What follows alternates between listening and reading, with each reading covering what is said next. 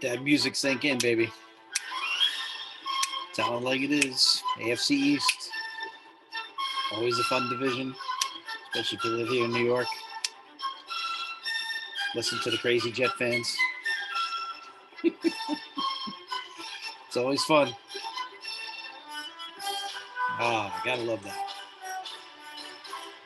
Gotta get this audio better, man. I'm not really a techie guy, but I like talking sports. What are you gonna do? AFC East preview, getting it going. Got Rosie and Lively over here in the studio here. Gotta love this music, man. Come on. How many of you hear John Facenda right now? Come on. You all hear John Facenda. Let's go. You definitely hear him right now, don't you? That's all right, man. All right. Gotta get back to work. Well, having a good time here with the music. It's all right. We're enjoying ourselves here, telling you like it is. And yeah, AFC East, definitely going to be one of the more intriguing divisions out there. This one's holds a lot of interest. Again, even though Buffalo is in New York, all the talk you hear here on Long Island and metropolitan areas, Jets, and Giants. But Jet fans are funny. So the AFC East is always fun because Darnold's, threw a pick, threw a pick on that first pass on that game versus the Lions that night, and then I think rest of the night he was awesome. So we had people on Twitter and Facebook going crazy, and then 2 hours later he's the best thing since sliced bread, which is it's just the typical Jet fan. But hey, it's funny. So they'll be killing this guy anytime he stinks, and they'll be best guy ever anytime he's not. And as Ralph Kiner used to say on the Met broadcast, you're not as good as you are when you're going good. You're not as bad as you are when you're going bad. And the truth is somewhere in between. But New York fans do not do that. That's why it's hard to be a New York fan. That's why I root for the Vikings. Chris Carter, all he does is catch touchdowns. It's hard because the fans just drive you crazy. Like there's never an in between. It's unbelievable. But it's the same. Even I'm on these A's blogs. They want every player traded. Like you can't call for a player to be traded. It doesn't do anything right now. I would like my manager after 10 years to be gotten the hell out of here with his bullpen shenanigans, but that's 10 years. And I'm admitting he's a good manager, but it's time to go. I think, I wouldn't be crazy if he went back, but this is AFC East preview, so we'll do that. But the AFC East is very interesting this year. They got 4 versus the NFC South and 4 versus the AFC South. So they have some interesting games. They got the AFC South, which I think gives you some games where definitely winnable. NFC South has got some challenges, however. The Panthers, we'll see what they're going to do. I think they're going to be better than people think. The Saints, without Breeze, are going to be interesting. Obviously, the Falcons still have some weapons, but they got some huge things. But then you got to deal with Tampa. So the Jets will get to see their old friend Tom Brady. So that'll put the Jet fans into a twitchy mood for the whole week before that. But again, division games, I really feel the Pats and the Dolphins are, along with the Raiders, are some of those real toss-up teams to see what's going to go on this year. I believe the Pats are going to be very good just because they got the master at the helm. And if they can find a kid to make good decisions, and Saban and Belichick are buddies, and this kid did a great job for Saban. So I don't know. You could see this happening. But we'll see. So, we have to see what happens, but you can definitely feel it out and think that it's probably going to work out pretty well. Plus, they got a lot of guys back from COVID who decided not to play last year. So the Pats, I think, are going to be much improved. And, Bill's got a lot to prove, and he's one of those guys that will take it that way. He'll take it personally. He's definitely not going to like some of the second guessing last year. Got my fan out here, my Viking fans. All right, we'll get it going out here today, even though it's not an NFC Central time. I'm going to save that division for last, right? Because that's my favorite division, obviously. But the Bills, I think, are an 11-12 win team. Again, this is all up in the air, God willing, with the injuries. Jets, I think, are going to be tougher than people think. Salah seems like a good defensive mind, keeps people in the game. And, I think this kid Wilson should be pretty good. I wish his mom would drop out of sight a little bit, though. It's going to be too much to take if the mom's involved in social media every 5 seconds. But could be difficult. And the Fish are crazy. Got a couple of former students who are Fish fans, 2 guys who still owe me McGriddles from class back in the day there. So I got two former Fish fans and some other Fish fans I work with. But the thing is, I thought they made Tua their guy, but then at the end of the year, they stopped playing a little bit of games with Tua a little bit, like putting a little doubt in his mind. I just didn't understand. I think Flores is an excellent coach, but I didn't understand the Tua treatment at the end of the year. The reason I'm wearing these shades, they're Viking glasses, so I got to have my Viking paraphernalia.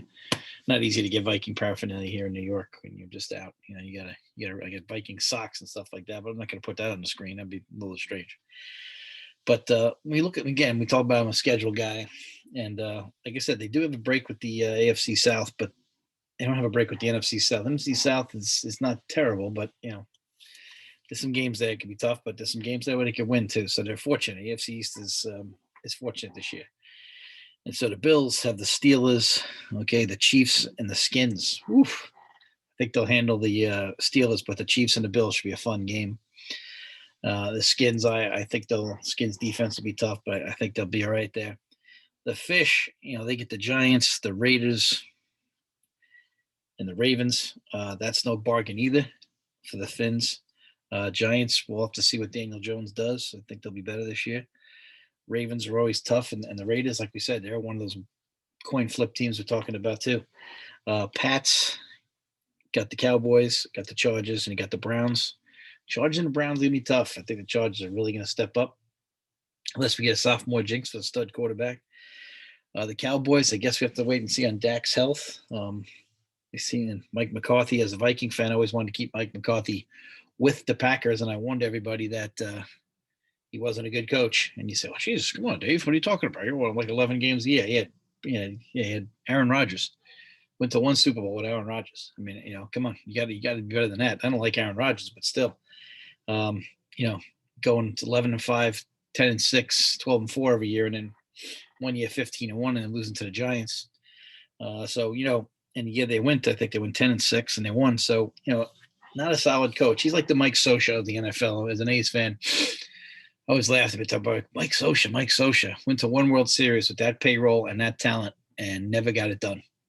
Went one time, and if it wasn't for Russ Ortiz getting taken out by the San Francisco Giants manager, who I love, Dusty Baker, he'd still be without a World Series. You get to one World Series and AL Championship Series only twice. So no. So Mike McCarthy's one of those guys that had all this talent around him. So yeah, he produced a winning record, but never took it to the next level. So I was hoping Mike McCarthy would stay in Green Bay, and unfortunately, since the young fellas in there, they're 26-6, which isn't too bad. Last time I checked as a coach.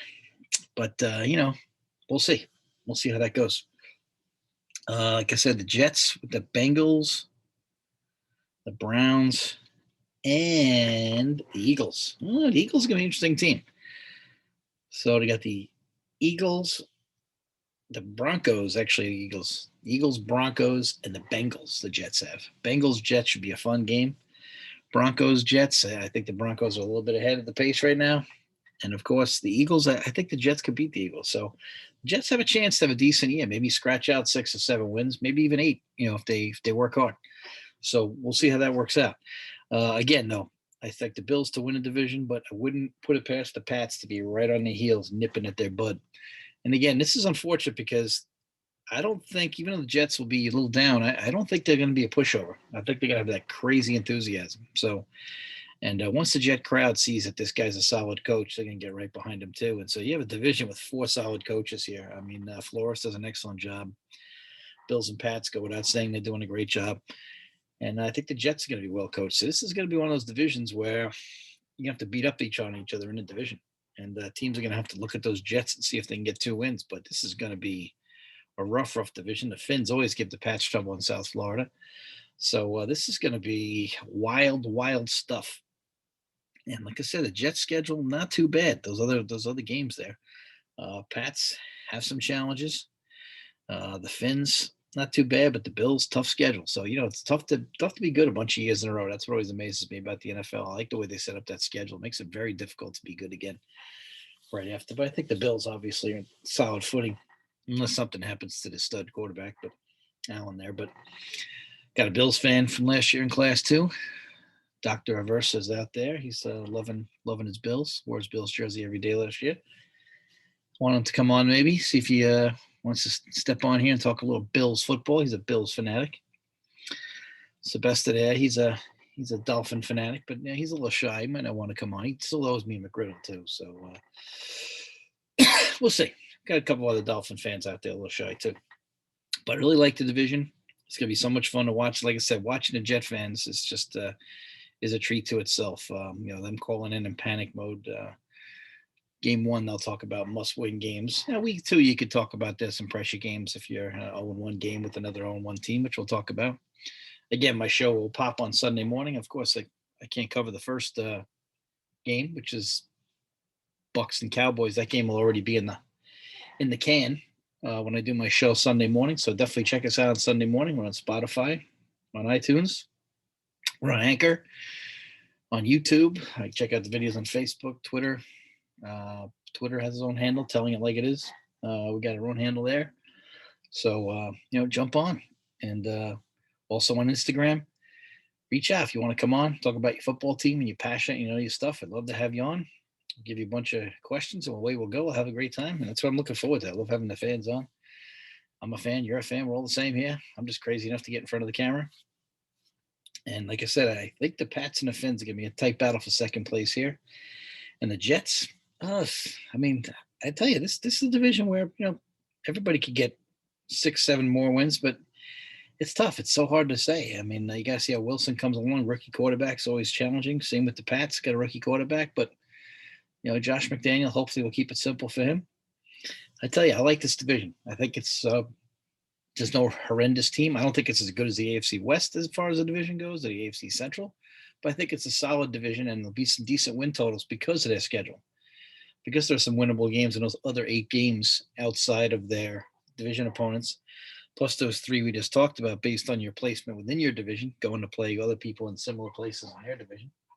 2 dogs are sleeping. I'm going to have to cut them off the payroll. Riley and Rosie are just not getting it done here. This is it's just inexcusable that they're not getting it done right now. But, so it's going to be fun, and I'm really looking forward to this division. So, we're going to try to start with the NFC tomorrow. Tomorrow morning on Thursday after school, I'll be cranking out the NFC, and we'll be talking about the NFC teams, and it'll be really fun. We'll probably start with the NFC West. We'll start with those guys. That's such a good division. Might be the best division in football. We'll see. Got such good quarterback play over there. It's it is rough. Oh, we got Murray. We got Stafford now. Russell Wilson, who's so underrated. I mean, we just got loaded teams. Niners got some decisions to make with, stud rookie Garoppolo. It's going to be tough, man. Tough. Knockout pool starting too. I think I'm going with the Niners versus the Lions, and even though it's on the road, and I think I'm going with the Rams. So we'll see. Actually, maybe not. We'll see. Definitely see. Probably the Rams too. But okay, so that's the AFC East. We got the Bills, Pats, and Dolphins fighting for second. Obviously, the Jets, but I think anybody in this division could rise up and have a decent year with their out-of-league schedule there. Take care.